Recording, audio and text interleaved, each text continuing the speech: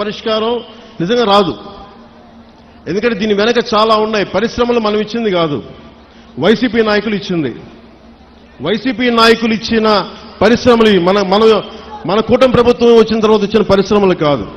So అందుకని అలా అని చెప్పి వాళ్ళలాగా భయపెట్టి పారిశ్రామికవేత్తలను భయపెట్టి పారిపోతే అది దేశపరంగా ఇంకోలాంటి సంకేతాలు వెళ్తాయి, అది ఇంకో సమస్య ప్రారంభమవుద్ది. సో మేము ఆలోచిస్తుంది వయా మీడియాగా మధ్యలో పొల్యూషన్ రాకుండా, మన మత్స్య సంపద చనిపోకుండా ఎలాంటి పరిష్కారం వెతకాలి.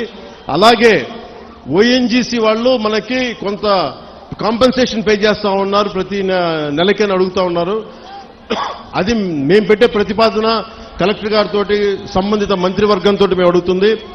ఈ ఎక్కడైతే ఎఫెక్ట్ అవుతా ఉన్నారో వాళ్ళకి సంబంధించి ఆ పరిశ్రమలు కానీ పారిశ్రామిక యాజమాన్యంతో మాట్లాడి వాళ్ళు ఎంతవరకు చేయగలరు, ఒకళ్ళు కాంపెన్సేషన్ ఇవ్వగలరా, నెలకి ఇవ్వగలరా, లేదంటే వన్ టైం సెటిల్మెంట్ చేయగలరా, ఇవన్నీ మాట్లాడాల్సిన అవసరం ఉంది, మాట్లాడాల్సిన పరిస్థితి ఉంది.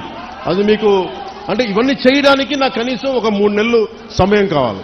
3 నెలల సమయం తర్వాత ఖచ్చితంగా ఒక పరిష్కార మార్గానికి తీసుకొచ్చి ఇది, ఎందుకంటే పిఠాపురం మోడల్, ఈ పొల్యూషన్ మోడల్ రాష్ట్రం అంతా అప్పీల్ అవుతుంది, అప్లై చేయాల్సిన పరిస్థితులు వస్తూ ఉన్నాయి. ఎందుకంటే పరిశ్రమలు రావాలి. ఉదాహరణకి మీకు భీమవరం దగ్గర ఆక్వా పార్క్ ఉంది. ఆక్వా పార్క్ పెడితే ఏం జరిగింది, అక్కడ కూర్చోబెట్టి రాత్రి గొడవలైనవి.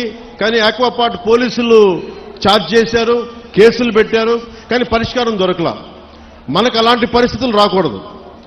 నేను ఒకటే చెప్పాను, జనసేన నాయకులకు కావచ్చు, ఇంకే నాయకులకైనా కావచ్చు, ఎవరైనా సరే ఈ కాలుష్యాన్ని అర్థం చేసుకొని దీని మీద ఒక మీకు కథ చెప్పేవాళ్ళు కావాలంటే ఈ రోజుకి మీకు కూర్చోబెట్టి ఆకాశాన్ని చెప్పేస్తా, 3 రోజులు అయిపోతుంది సమస్య.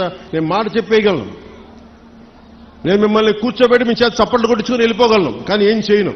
అలా కాకుండా నేను 3 నెలలు ఎందుకు సమయం, 100 రోజులు సమయం ఎందుకు అడుగుతున్నానంటే, చాలా త్రికరణ శుద్ధిగా ఒక మీ సాటి మత్స్యకారుడు ఎంత కష్టపడుతుందో అర్థం చేసుకొని దాన్ని ఉద్దేశంలో పెట్టుకొని మాట్లాడుతున్నాను.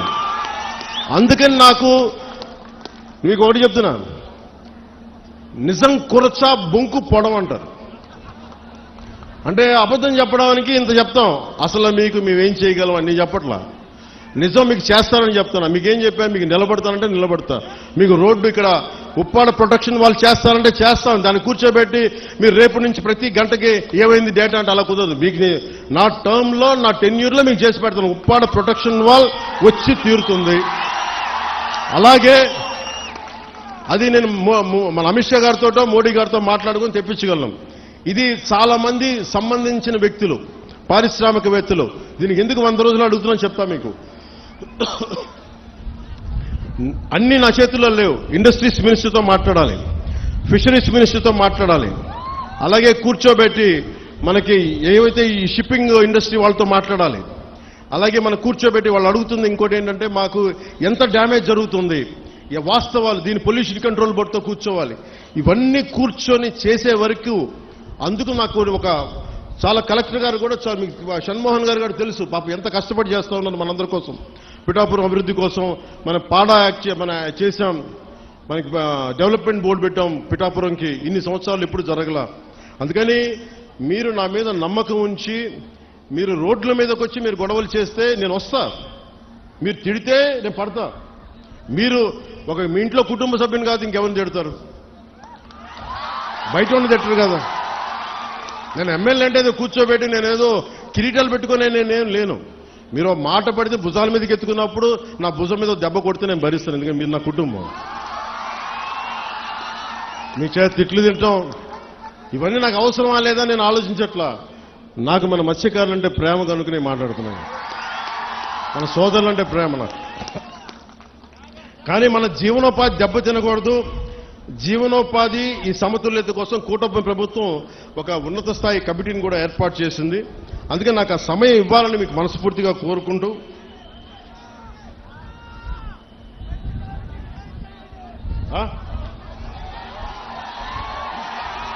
ఒక్క నిమిషం మీరు ఒక్కళ్ళే మాట్లాడండి.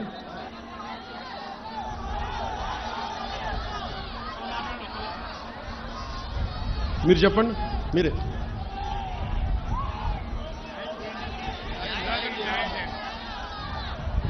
న్యాయం చేయకపోతే ఇంత పెద్ద మీటింగ్ పెడతాం, న్యాయం చేయడానికే కదా ఇక్కడికి వచ్చింది.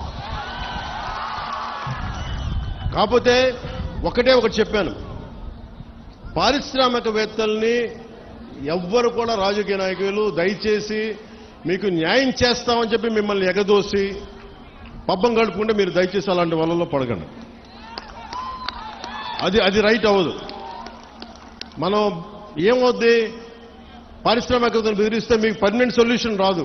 మీ అందరికీ తల 10,000 25,000 పడేసి నాయకుల కింద ఇచ్చేసి చేతులు దులుపుకుని వెళ్ళిపోతాను. నేను అలాంటి చేయడానికి రాలా, అలాంటి నేను చేయను. అవసరమైతే ఉప్పాడులోకి వచ్చి మీ చేత తిట్లు తినడానికి సంసిద్ధంగా ఉంటాను తప్ప నేను అలాంటి బ్యాక్ డోర్ పనులు నేను చేయను. సో అందుకని మీ అందరికీ మీరు నా మీద నమ్మకంతో ఉండండి. నేను మళ్ళీ 2 రోజుల తర్వాత 3 రోజుల తర్వాత కరెక్ట్గా నేను మళ్ళీ వచ్చి ఒకసారి పొల్యూషన్ నేను చూసి మీకు ప్రతి 10 రోజులకు ఒకసారి నేను మీరు ఒక కమిటీని ఏర్పాటు చేయండి. నేను అది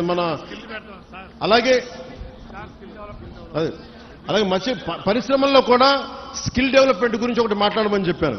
ఉపాధి అవకాశాలు ఇవన్నీ కూడా నేను మాట్లాడతాను. కాకపోతే ఇది ప్రిలిమినరీ మీటింగ్, మొదటి మీటింగ్ ఇది. నేను ఇక్కడికి వచ్చింది, మీరు భయపడకండి, మీ సమస్యని సంపూర్ణంగా అర్థం చేసుకున్నాం. ఒక డిప్యూటీ సీఎంగా కాదు, ఎమ్మెల్యేగా కాదు, మీలో ఒకటిగా నేను ఉన్నాను అని చెప్పడానికి వచ్చాను ఇక్కడికి. అందుకని 3 రోజుల తర్వాత వచ్చి మీకు time to time deputy CM పేషీ నుంచి మీకు మీడియా దగ్గర నుంచి మన నాయకుల దగ్గర, కూటమి నాయకుల దగ్గర నుంచి అందరి తరఫున మీకు తెలియజేస్తాం. ఏ మాత్రం మీకు కోపం ఉన్నా తాపం ఉన్నా మీరు దెబ్బలు తినడానికో మీ చేత తిట్లు తినడానికి నేను సంసిద్ధంగా ఉన్నాను. నేను ఎక్కడికి పారిపోను, ఇక్కడే ఉంటాను. ఇది మన నేల, ఇది మన ఊరిది, మనం ఎక్కడికి పారిపో, ఇక్కడే ఉంటాం. సో మనస్ఫూర్తిగా మీ అందరికీ ఈ భరోసాతోటి మీరు నాకు ఒక 3 నెలలు సమయం ఇవ్వండి. మళ్ళీ 10 రోజులు, ఇంకొక 2-3 రోజుల తర్వాత మళ్ళీ వచ్చి మొత్తం తిరుగుతాను తెలియజేసుకుంటూ సెలవు తీసుకున్నాను. జై జనసేన, జై హింద్.